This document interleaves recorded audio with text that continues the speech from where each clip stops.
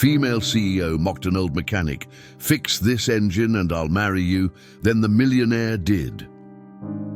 Her voice echoed in the quiet workshop, sharp with laughter. Fix this engine and I'll marry you, she said, tossing the words like a cruel joke. Everyone laughed along, but the old mechanic didn't. He just looked at her, his wrinkled hands resting on the grease-stained toolbox, and whispered, "You don't know how life changes, ma'am." For a moment, her confident smile faltered, though she quickly turned her face away. The story began a few weeks earlier, when Claire, the youngest female CEO in the city, visited the small mechanic shop by chance.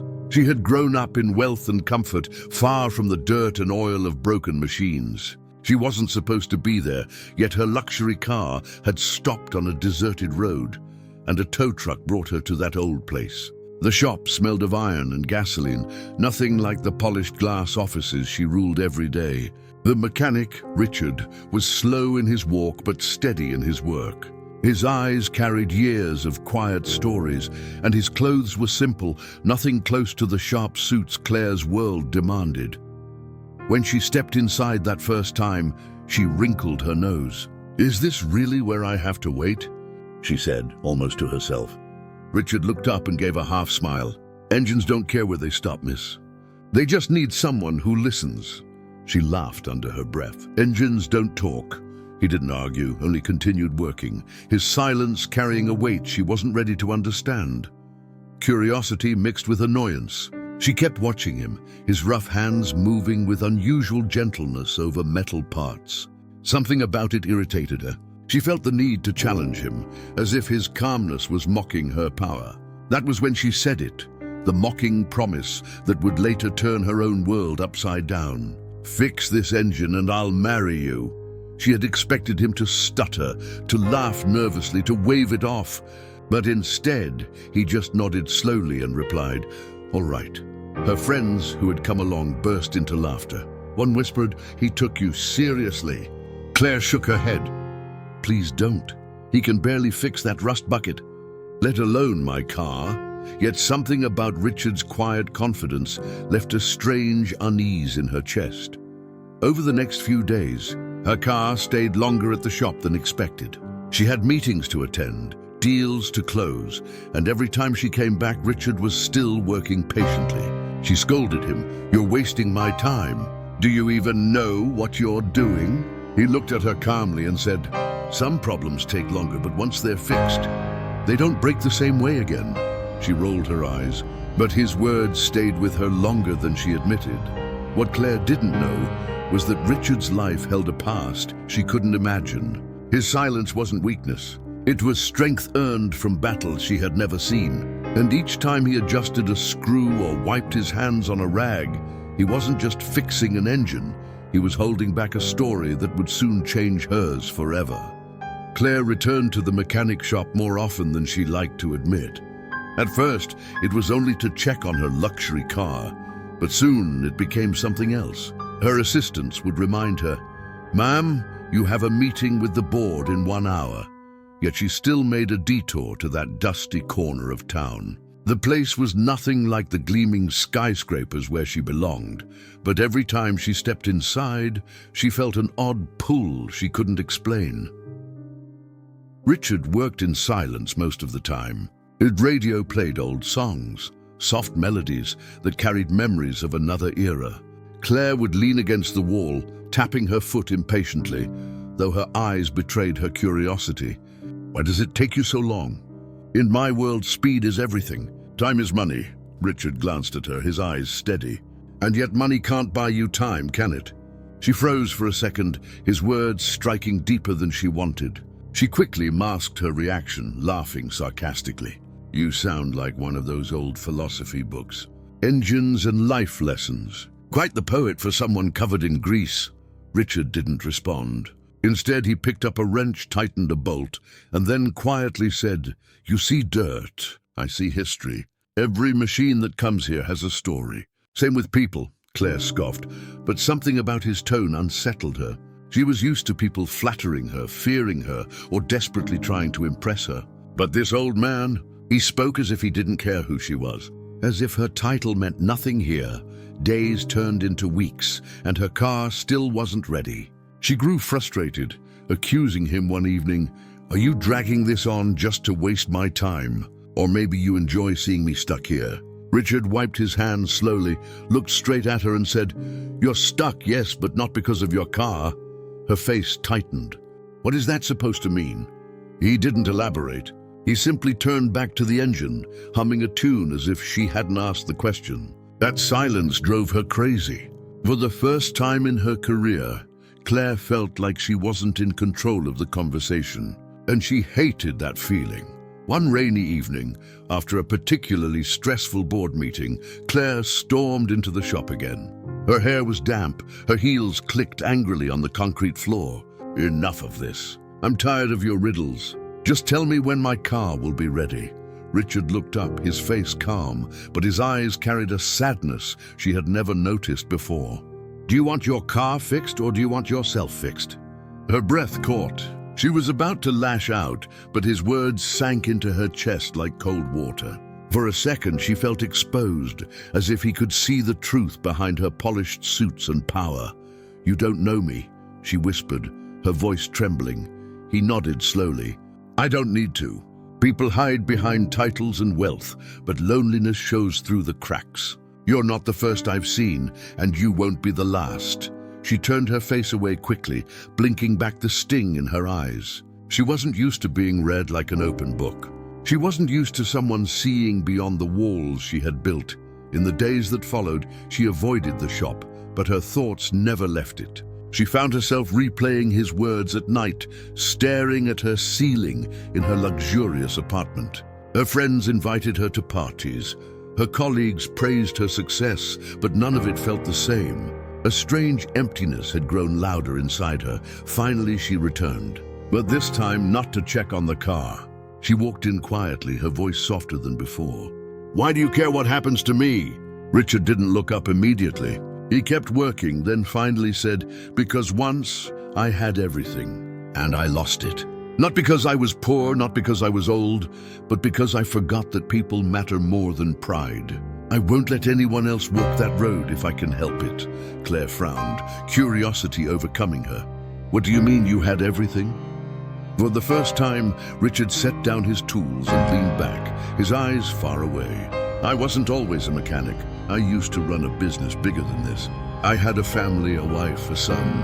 I worked day and night chasing deals, chasing respect, chasing numbers. And then one day, I realized I had lost them all. My wife left, my son grew up without me, and when I finally looked around, there was nothing left but silence." The room grew heavy with his words. Claire's throat tightened. She thought of her own life, her parents who lived miles away, her friends who only came when they needed connections, the long nights spent in empty penthouses. Suddenly, her empire felt fragile, hollow. "So you chose this life?" she asked softly. He nodded. "Engines are honest. They break, you fix them, and they work again. People are harder. Sometimes when they break, no one bothers to fix them. I decided I'd rather spend my days here, doing something simple than pretending in boardrooms." Claire didn't know what to say. For once, the sharp-tongued CEO had no words. She just stood there, her chest aching with an emotion she couldn't name. Then came the twist she hadn't expected. Richard's phone rang, an old model with a cracked screen. He answered, his voice trembling slightly. "Yes, I'll be there tomorrow." He hung up quickly, but his expression gave him away. "Is everything okay?" she asked before she could stop herself. He hesitated, then sighed. "My son, he's in the hospital. Heart condition. He never really forgave me for the past, but now, he doesn't have much time left." Claire felt her chest tighten. The confident, unshakable old man suddenly looked fragile, human. And yet, even in his pain, he smiled faintly. Life has a way of reminding us what truly matters. Don't wait for that reminder, Claire. She stood frozen, guilt and sympathy swirling inside her. She had mocked him once, treated his life as a joke, and now here he was, carrying a burden heavier than anything she had known. For the first time, she wanted to do something not for herself, not for her pride, but for someone else. and that desire would soon lead her into a decision she never imagined, one that would tie her life to Richard's in ways neither of them had planned. The following morning, Claire found herself pacing in her office, staring at the city skyline through the glass wall. She had tried to drown herself in numbers and presentations, but Richard's voice wouldn't leave her mind. "Don't wait for that reminder, Claire." She thought about his son in the hospital, about the quiet sadness in his eyes, about the strange way he seemed stronger in his pain than she did in her power. She pressed the intercom and told her assistant, "Cancel the afternoon meeting. I have somewhere I need to be." Her driver looked surprised when she gave the destination, the small mechanic shop. But Claire didn't care. She wasn't sure why she was going there. Perhaps curiosity, perhaps guilt, perhaps something deeper she couldn't yet name. When she arrived, the shop was closed. A handwritten note taped to the door read, "Gone for the day. Family emergency." She stood there for a long moment, staring at the note. For the first time in years, she felt helpless. She wanted to help, but she didn't even know how. The image of Richard, his tired smile, his voice breaking when he mentioned his son, kept echoing in her head. That evening, against her own instincts, she drove herself to the hospital listed on the note's corner. The sterile smell of disinfectant hit her the moment she stepped inside. She asked the nurse at the desk, "Richard Miller. His son is admitted here." The nurse pointed her toward a ward. As she walked down the quiet corridor, her heels clicking against the polished floor, she felt strangely nervous. This wasn't her world. There were no polished conference tables, no admiring glances from colleagues, no luxury to shield her. Here, everyone looked vulnerable. She spotted Richard sitting outside a room, his shoulders hunched, his face buried in his hands. She hesitated, then slowly walked up to him. "Richard," she said softly. He looked up, startled. His eyes were red, and for the first time, she saw the full weight of his years etched into his face. "Claire, what are you doing here?" She swallowed hard. I wanted to see if you were all right." A faint smile touched his lips. "I'm not, but thank you." Through the glass window behind him, she saw a young man lying in bed, tubes and monitors surrounding him. His face was pale, his body thin, but there was a resemblance. Same jawline, same eyes as Richard. "That's your son?" she asked. Richard nodded. "Daniel, 32 years old, brilliant with machines, just like me. But life didn't give him much time. His heart is failing." Claire felt her throat tighten. She wasn't good at comforting people. Her world was about results, not feelings. Yet something in her broke. She sat beside Richard, her voice barely a whisper. "I'm sorry," he shook his head slowly. "Don't be. I made mistakes. I chose work over family when he was little. I thought I could buy back the lost years later. But time doesn't sell itself in markets. By the time I realized, it was too late." She looked down at her manicured hands, ashamed of how little she had ever valued time herself. All her life, she had chased after recognition, building walls of pride and power around her. And yet, sitting here beside this man who had lost nearly everything, she felt strangely small. Daniel stirred in his bed, opening his eyes slightly. His voice was weak but clear. "Dad?" Richard stood immediately, rushing to his son's side. "I'm here, son." Claire watched quietly from the doorway. Daniel looked at her curiously, then at his father. "Who is she?" Richard hesitated. Before he could answer, Claire stepped forward, forcing a smile. "Just a friend." Daniel's lips curved faintly. "Dad doesn't have many friends. He spends all his time fixing cars." Richard chuckled softly, his hand brushing his son's forehead. "He spends his time fixing more than that." Claire felt something stir in her chest. For the first time, she saw the gentle father hidden beneath the tired mechanic. Over the next few days, she found herself visiting the hospital regularly. At first, it was out of courtesy, but soon it became something more. She brought food for Richard, knowing he rarely ate while sitting by his son's side. She helped Daniel with small things, adjusting his pillow, reading to him when he was too weak. One evening, as they sat together, Daniel whispered to her, "You know, my dad used to be a millionaire." Claire's eyes widened. "What?" Daniel nodded weakly. Yeah, he had everything once. Money, business, cars. But he lost it all when he lost us. He never told you, did he? Claire turned to Richard, who sat silently, his eyes fixed on the floor. Is that true? She asked. He sighed heavily. It doesn't matter anymore. It does, she insisted. Why didn't you say anything? His voice was quiet, almost fragile. Because people see money as worth. I wanted you to see me without it, just as I am. A man who failed but kept going. Claire was stunned. She remembered the cruel joke she had made that first day. Fix this engine and I'll marry you. She had mocked him, thinking he was just a poor mechanic. And yet, the truth was far more complicated. The twist weighed heavily on her.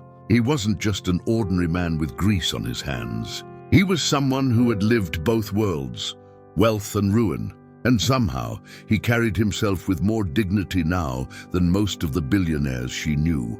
One night, Daniel's condition worsened. Machines beeped urgently, nurses rushed in, and Richard clutched his son's hand desperately. Claire stood frozen in the corner, her heart pounding. She had never felt so powerless. After hours of tension, the crisis passed. Daniel stabilized, though weakly. Richard stepped out into the corridor, his hands trembling. Claire followed him, placing a hand on his shoulder. He looked at her with tired eyes.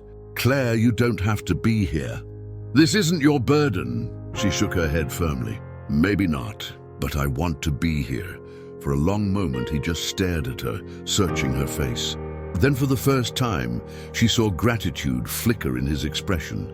In the days that followed, Claire's visits became routine. Her friends began to notice her absence at parties. Her board began to question her focus, but she didn't care. For once, she wasn't chasing profits or deals. She was chasing something she didn't even have a name for, something real. One evening, as she was leaving the hospital, her phone rang. It was one of her board members. His voice was sharp. Claire, the investors are losing patience. You've been distracted. If you don't straighten things out, you may lose your position. She hung up, her hands shaking. For the first time, she faced a choice.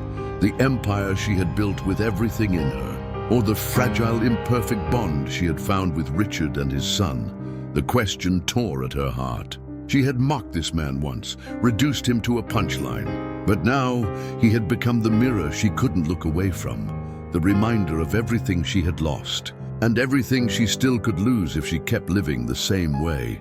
And as she stood under the cold night sky outside the hospital, she knew her life was no longer just her own, because what began as a cruel joke was slowly turning into a story that neither of them had expected. Claire didn't sleep much that night. She tossed and turned in her king-sized bed, staring at the ceiling.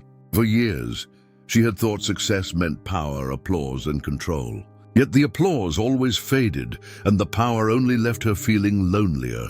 Now sitting beside an old mechanic and his sick son gave her more peace than all the awards and titles she had collected. But peace came with confusion too, because she didn't know what she was supposed to do with this new feeling inside her.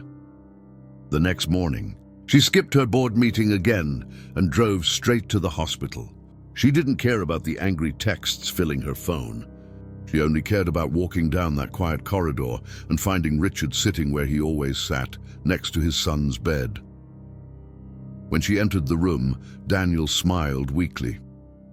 "You came again," he whispered. Claire sat on the chair beside him. "Of course. Someone has to make sure your dad eats something." She pulled a small bag of sandwiches from her purse and handed them to Richard. He looked at her, a mix of gratitude and hesitation in his eyes. "You don't have to." "I know I don't have to," she interrupted gently. "But I want to." For a few minutes they ate in silence, the beeping machines filling the room with a steady rhythm. Daniel broke the silence, his voice faint but steady. "You know, Dad told me what you said to him. About marrying him if he fixed your car."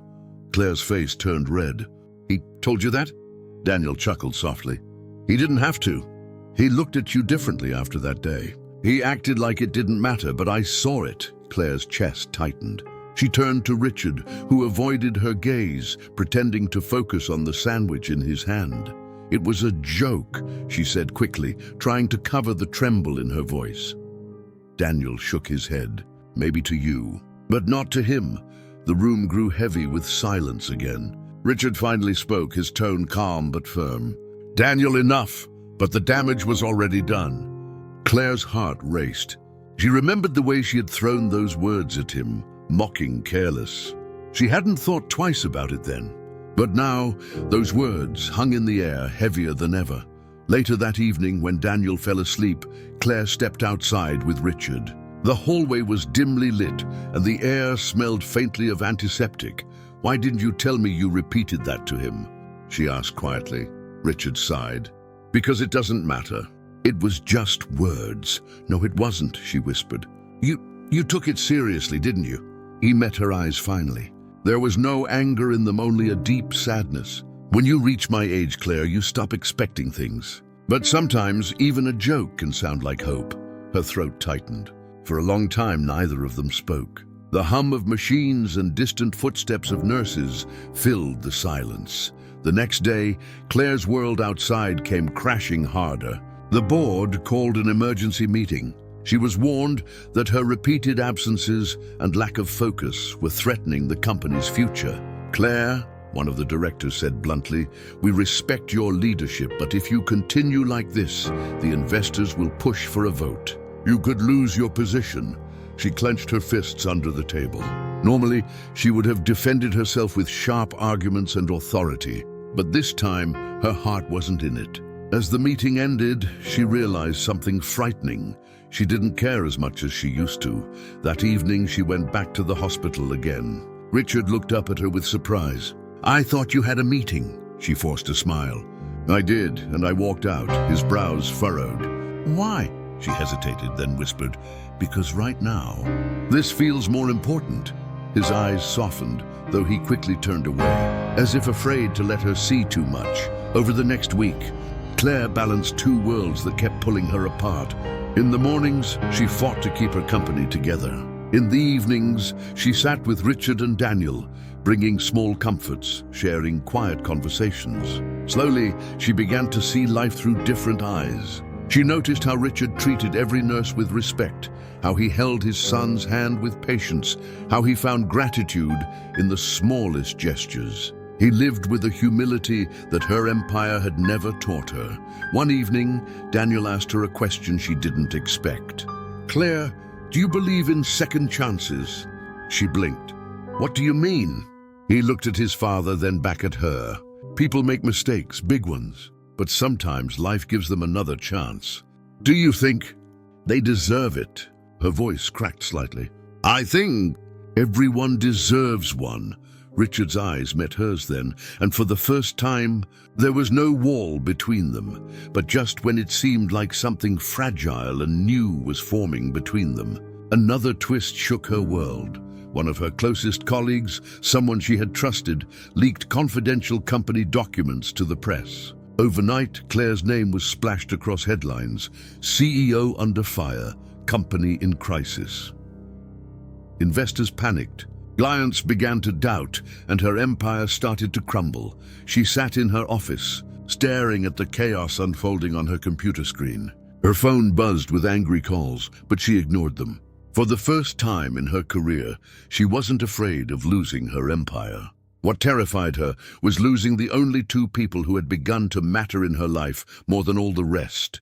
She drove straight to the hospital. Richard was sitting outside again, exhaustion written on his face. You look worse than me, he said softly when he saw her. She let out a shaky laugh. My company is falling apart. He raised an eyebrow, and she stared at him, and I thought that would destroy me.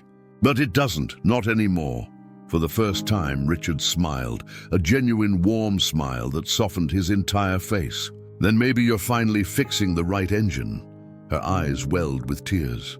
She turned away quickly, afraid of showing too much. But inside she knew her life was changing. Yet even as she felt a strange new hope, another storm was waiting. Daniel's condition was worsening. Doctors warned that without a transplant, he might not have much time left. The reality hit all of them hard. Claire stood beside Richard as the doctor explained the risks, the waiting list, the slim chances. She saw the way Richard's hands trembled, the way his eyes filled with helplessness. That night, as they sat together in silence, Richard whispered, "If I could trade places with him, I would." Without a second thought, Claire reached out, taking his hand gently. "You're not alone in this anymore." For the first time in years, the old mechanic didn't feel alone.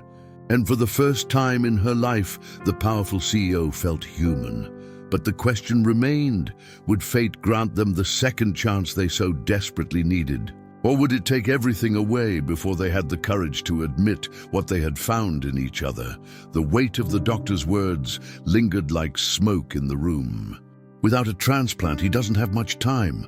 The phrase repeated in Claire's head all night, echoing louder than any boardroom debate or investor threat she had ever faced. She had closed billion-dollar deals with nerves of steel. But now, sitting beside Richard in that dimly lit hospital ward, she felt utterly powerless. Daniel slept restlessly, his chest rising and falling with shallow breaths. Machines beeped in steady patterns, as if mocking the fragility of human life. Richard sat with his elbows on his knees, his hands clasped together in a silent prayer.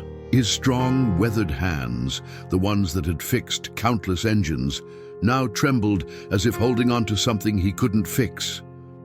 Claire whispered, "There must be something more we can do." Richard didn't look up. His voice cracked, quiet but heavy. "I've called every hospital, every specialist I know.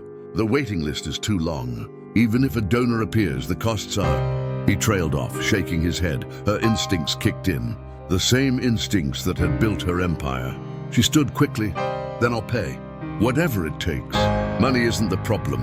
Richard finally looked at her, his eyes weary but piercing. "Claire, this isn't about money. Do you think I didn't once throw every dollar I had at problems like this? Some things money doesn't fix," his words silenced her. But inside, she refused to believe it.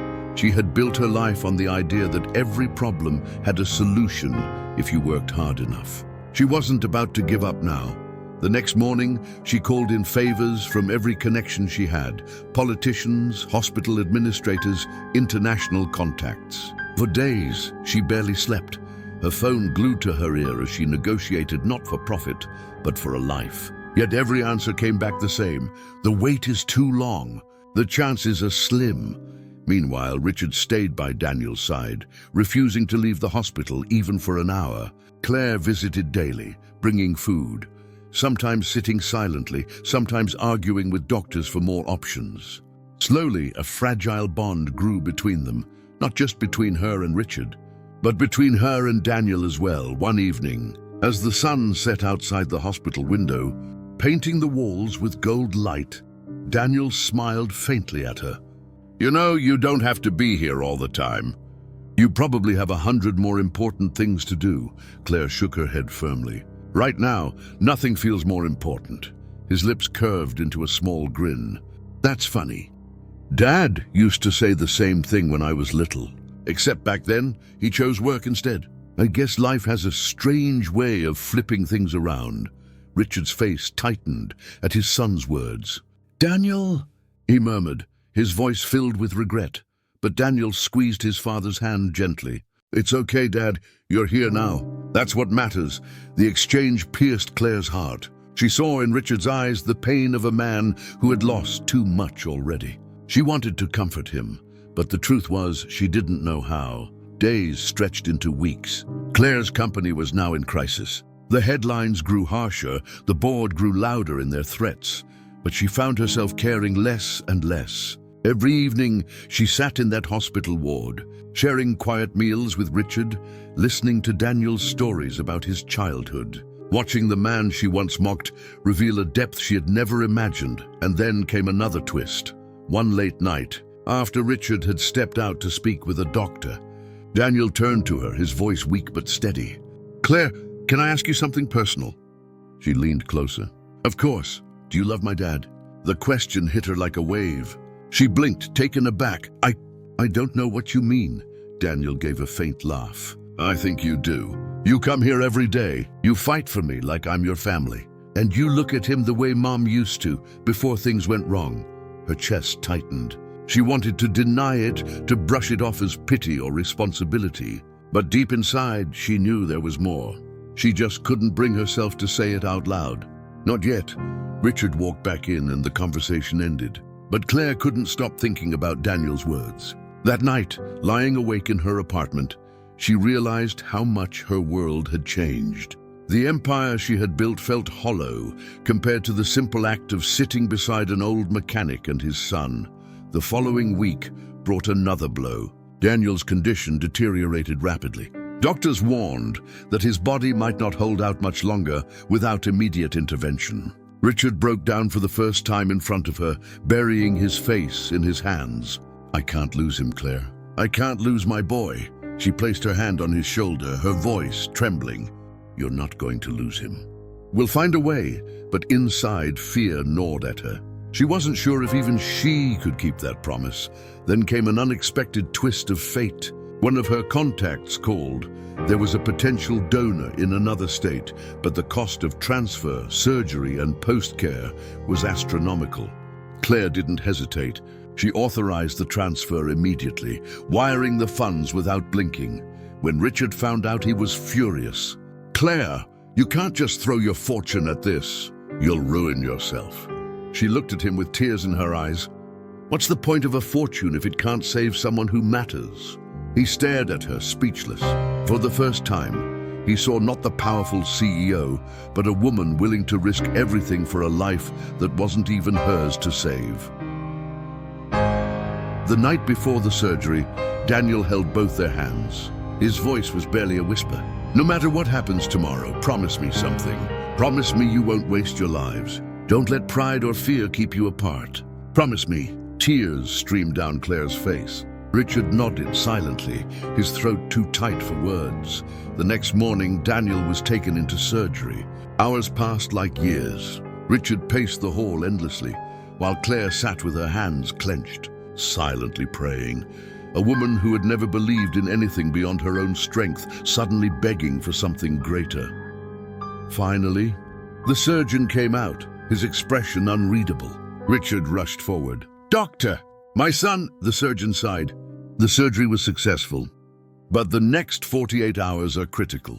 He's not out of danger yet. Relief and fear crashed together inside them. Claire turned to Richard, her heart aching at the tears streaming down his weathered face. They had won a battle, but the war wasn't over. And as the hours ticked by, the bond between them grew stronger, even as uncertainty hung over their heads, because fate wasn't done testing them yet. The first night after Daniel's surgery was a battlefield of silence, broken only by the rhythmic beeping of machines and the quiet footsteps of nurses passing through the dim corridors. Richard hadn't sat down once. He leaned against the wall just outside Daniel's ICU room, his rugged hands pressed together in a grip so tight his knuckles turned white. Claire stayed inside the room, sitting near Daniel's bed, staring at his pale face, his body so still it felt like even breathing was a struggle. Every few minutes she leaned forward, desperate to see the faint rise and fall of his chest. Hours stretched into eternity. At 3 a.m., Richard finally stepped in, his eyes red and swollen. Claire looked up, whispering, "He's holding on." Richard's voice was barely audible. "I don't know how to pray anymore, but I've been trying."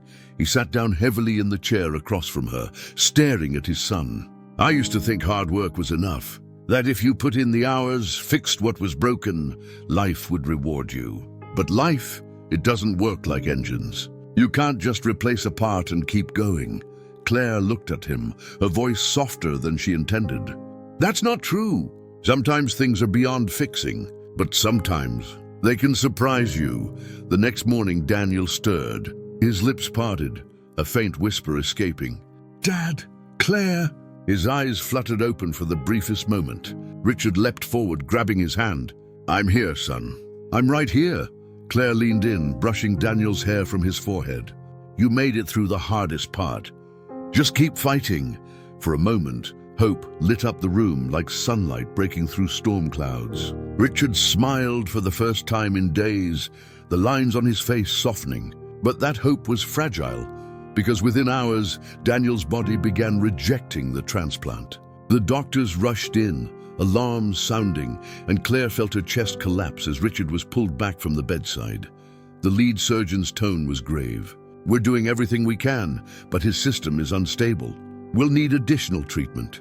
It's rare, risky, and it requires—" He hesitated, then finished. "An experimental drug that isn't yet approved." Richard's voice cracked with fear. "What are you saying? That there's no guarantee?" The doctor nodded. "There's never a guarantee. But without it, the chances are slim." Claire didn't even let him finish. "Do it. Get the drug. I'll sign whatever papers, take whatever risks. Just do it." Richard turned sharply, his voice rising. "Claire, no. You can't gamble with his life like it's another business deal." She shot back, her eyes blazing. "This isn't business. This is survival.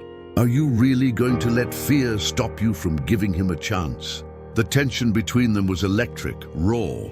Richard's jaw tightened, but when he looked back at his son, fragile, fighting for every breath, his resolve broke. He whispered, "Do it, please."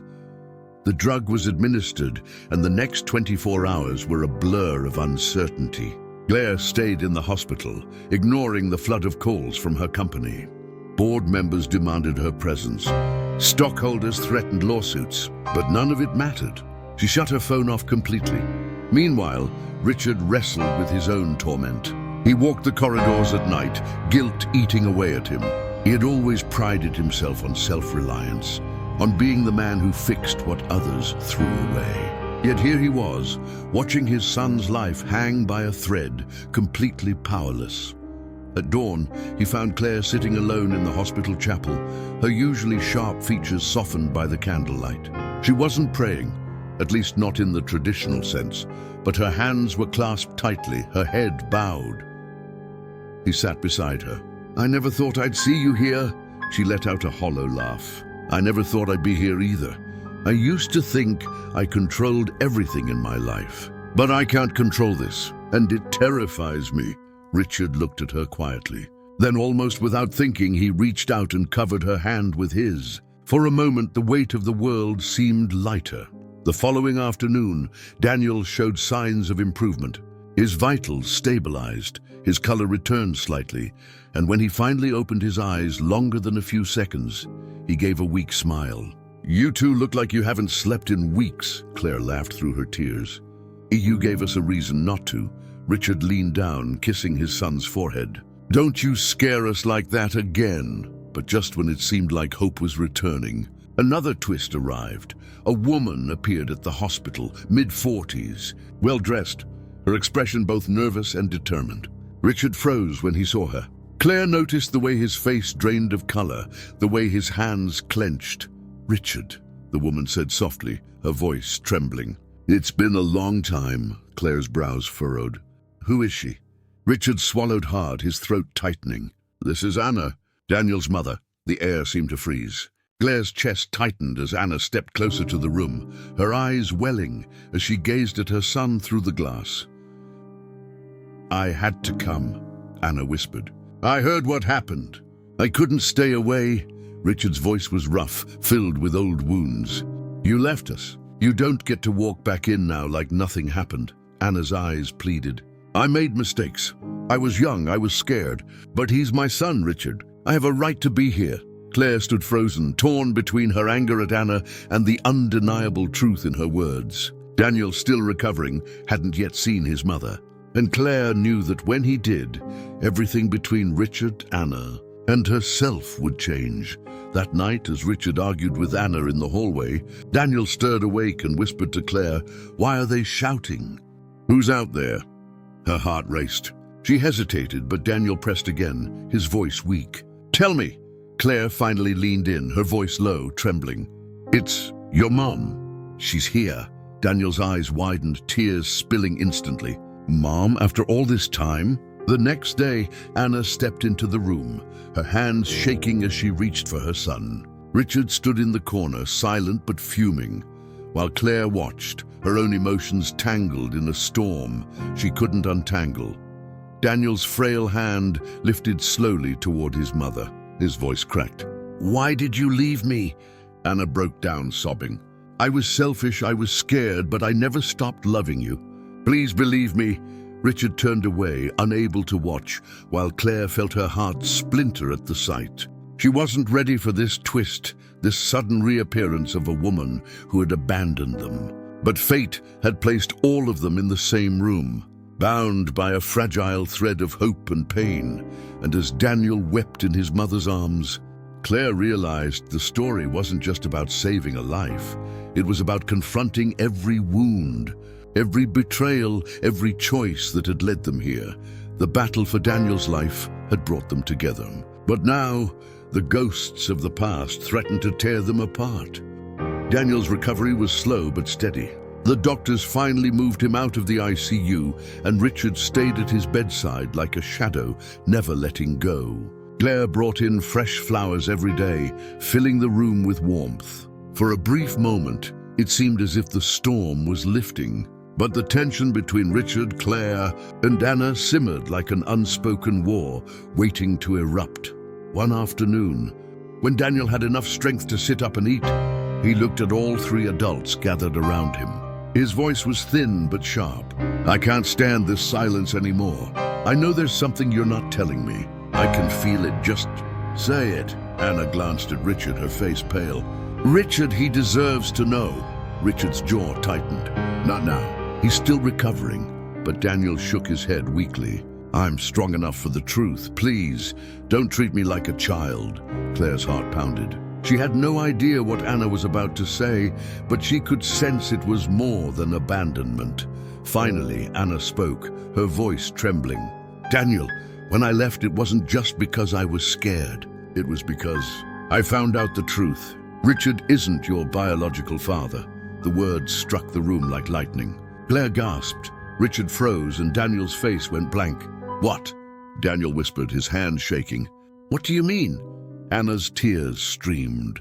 "I was young, reckless. I made mistakes before I met Richard. When I got pregnant, Richard knew I wasn't sure who the father was. But he still stayed. He still raised you like his own." Richard's voice finally broke, raw and filled with fury. "You don't get to say it like that, Anna. I am his father. Maybe not by blood, but in every way that matters. I was there when he took his first steps, when he scraped his knee, when he cried at night. Don't you dare take that away from me." Daniel's eyes filled with tears. He looked between the man who had raised him and the woman who had abandoned him. "So, all this time, you knew?" Richard's face softened, his voice breaking. "Yes, I knew. But it never mattered to me. You're my son, Daniel. Nothing changes that." Daniel covered his face with his hands, sobbing. Claire reached out, her own eyes wet. "Blood doesn't make a family, Daniel. Love does. And no one has ever loved you more than your father." For a long moment, the room was heavy with grief, regret, and something deeper. Truth finally exposed. Anna collapsed into a chair, crying silently, while Richard walked over to his son and knelt beside him. He held Daniel's trembling hands. "I don't care what she said. I chose you, Daniel, and I'll choose you every day for the rest of my life." Slowly, Daniel leaned into his father's embrace, his voice muffled but firm. "You'll always be my dad." Claire wiped her tears, her chest tight with emotion. She realized then that Richard's love, the kind that chose sacrifice over pride, loyalty over pain, was the rarest form of strength she had ever seen. Weeks later, Daniel was discharged from the hospital. His body was weak, but his spirit was stronger than ever. Anna stayed for a while, trying to mend the broken bridges, but Daniel made it clear that while he forgave her, his true family was the one that had never left him. On the day Daniel returned home, Richard invited Claire over. They sat on the porch as the sun dipped low, painting the sky in shades of orange and gold. Daniel was inside, resting. The quiet between them was different now, not heavy but peaceful. Richard finally spoke. "You changed my life, Claire. You didn't just save my boy. You saved me." She smiled faintly. "No, you saved me. I thought I had everything, but I had nothing until I met you and Daniel." For a moment, they just looked at each other, the weight of everything they had endured, binding them closer than words could. Then Daniel's voice called from inside, playful and light. "Hey, Dad, Claire! Stop staring at each other and come eat dinner already." They both laughed, wiping away tears neither had realized had fallen. That night, as they sat around the table, Richard, Claire, and Daniel, the wounds of the past didn't disappear, but they no longer defined them. They had faced betrayal, pain, and loss, yet what endured was something unshakable, the power of chosen love. And in that moment, Claire knew the moral of their story. Life wasn't about wealth, status, or perfection. It was about the people who stayed, who fought, who loved without conditions. Blood could betray you, fortune could abandon you, but real family, the one built on sacrifice and loyalty, could heal even the deepest wounds. Moral lesson: family is not always the one you're born into. It's the one who chooses to stay, fight, and love you through every storm. True wealth lies not in fortune, but in the bonds that survive when everything else falls apart.